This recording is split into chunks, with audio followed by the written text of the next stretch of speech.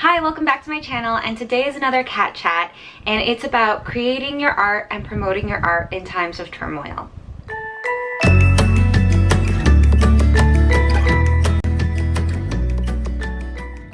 So I wanted to make a video about creating in times of turmoil, and I did write a newsletter about this, which I sent out, and if you want to subscribe to my newsletter, I will put a link down below.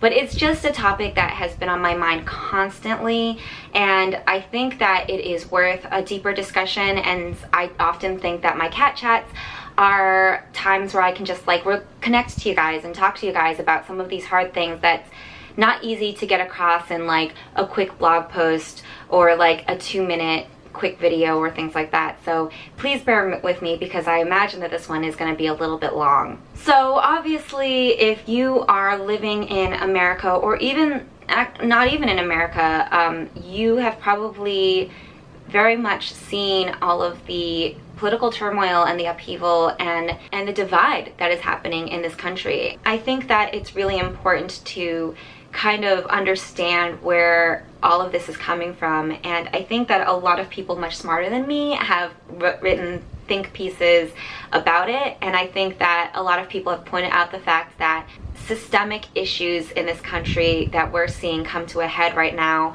are not new. They've existed since this country was founded, since it was created. Things like systemic racism and bigotry, and it's something that at the end of the day, I think one of the biggest factors in it is a lack of empathy and a fear of things that are different than us and that are other than us.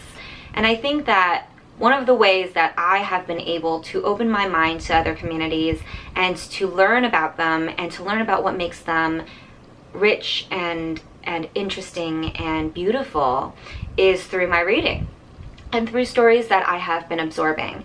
And I will admit that when I was younger, a lot of my stories that I was reading were these mainstream, westernized, Western viewpoint, very Americanized stories about, you know, the American dream and nuclear families and heteronormative and all of this stuff. And as I've gotten older, I think that I've developed more as a person because stories that have told of more diverse lives and more diverse communities have been coming out.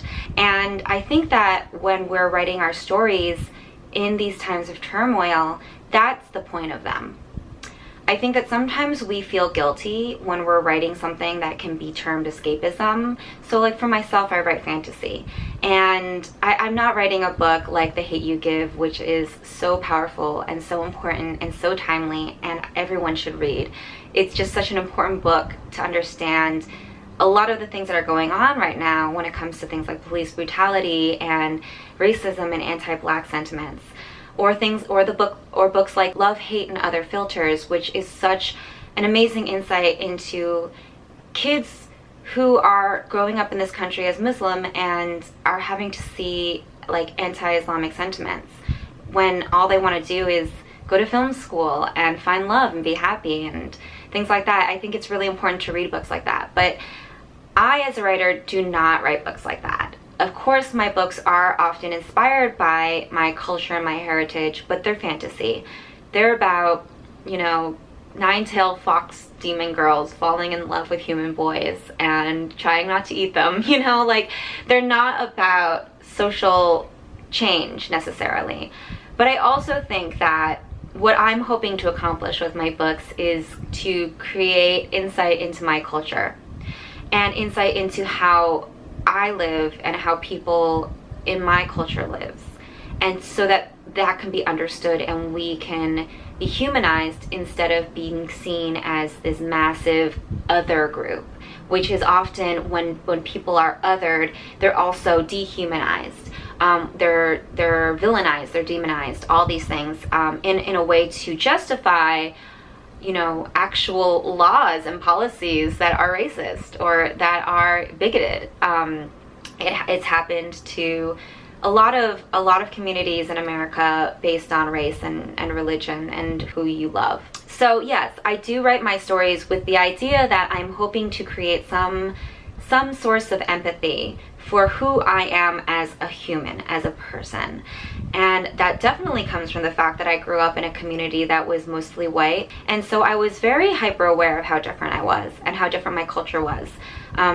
Even the Korean language sounded so foreign to people who were actually bilingual. They spoke Spanish and English, but they thought Korean sounded weird and they would make fun of it and things like that. So, you know, I think that it is important for us to share our culture in a way where people can understand, you know, why we practice what we practice and why we believe in what we believe in, and also to understand that at the end of the day, someone's religion and someone's culture doesn't change the core of who we all are as humans, that we all want to find success and find love and find relationships and connections with other people, and to pass that on to our children, or, you know, the kids coming after us. When we are talking about like creating our art right now, I can see a lot of people are feeling guilty. They're like, I want to write my fantasy that's based on, you know, East Asian culture, or I want to write my sci-fi that's based on West African culture, or anything like that.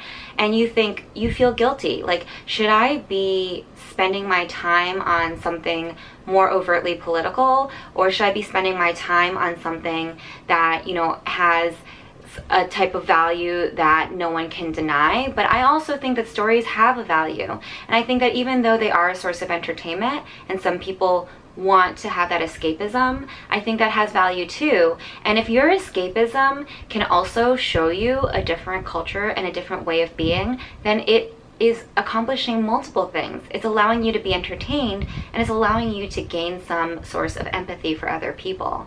And I think that that's a great thing to do with our art. I think on the other side of the spectrum, the idea of promoting yourself in times of turmoil, I do understand the conflict with that, because it's already awkward to promote yourself, okay? Like, I mean, I come from a culture and from a family where we're proud of our accomplishments, but, you know, having humility and being humble is a huge part of my culture, and not being too arrogant in your skills is very important. I mean, of course, we have built-in ways of humble bragging, like in any culture, but I will say that I was raised not to be pushing my, you know, accomplishments into people's faces in a condescending or an arrogant way. And sometimes when we're telling people, please buy my book, you feel like you're telling them, I'm amazing, I'm worth reading.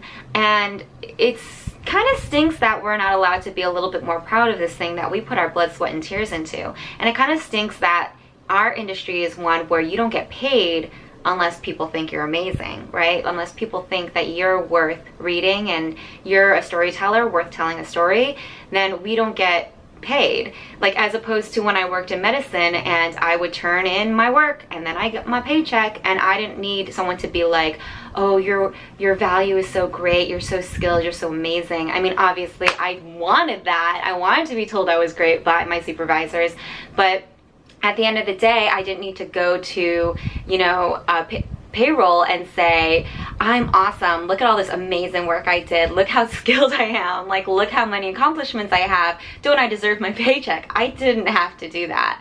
So yes, working in the arts is a different world, and I can see why in a place where we are already feeling awkward for self-promoting, it's even worse feeling when we still need to ask people to buy our books when horrible things are happening in this world, where children are being separated from their parents, where children are dying, where people are being denied their human rights.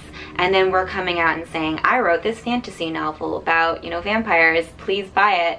It seems like we're completely, like, we're selfish almost. And I hate that, because I do think that it's not necessarily an author's choice to have to promote themselves, shamelessly promote themselves at some points.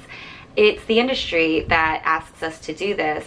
I think that everybody has the right to seek out a good living. I think everyone has the right to seek out compensation for the work that they have done, for the honest work that they have done.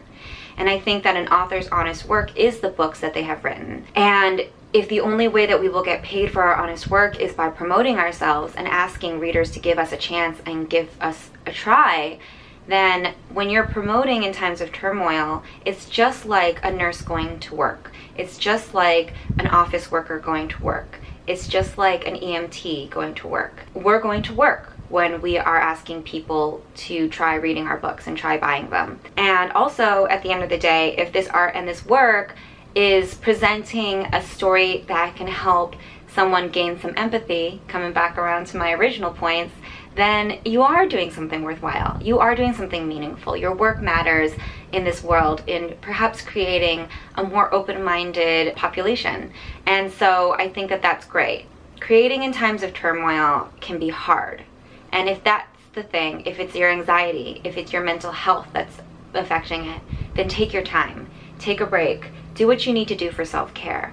But if what's stopping you from creating your art in times of turmoil is a sense of guilt that your art is not serious enough for what's going on in the world, then I would say get rid of that mindset, because art is always important. And if you look historically, art has often been a tool of speaking out against tyranny and oppression. And it has been a tool of getting these messages of the point of life, the point of humanity across to readers. And I don't think that'll ever go away. I celebrate that. I think that's an amazing part of being a storyteller. It's one of the main reasons why I love being a storyteller. And I think that being a writer is such an important profession, especially in times like now. So I look forward to reading everyone's stories. I hope that everyone is, creating and celebrating life and their lives and the diversity that they see around them. And I'll see you guys next time. Bye.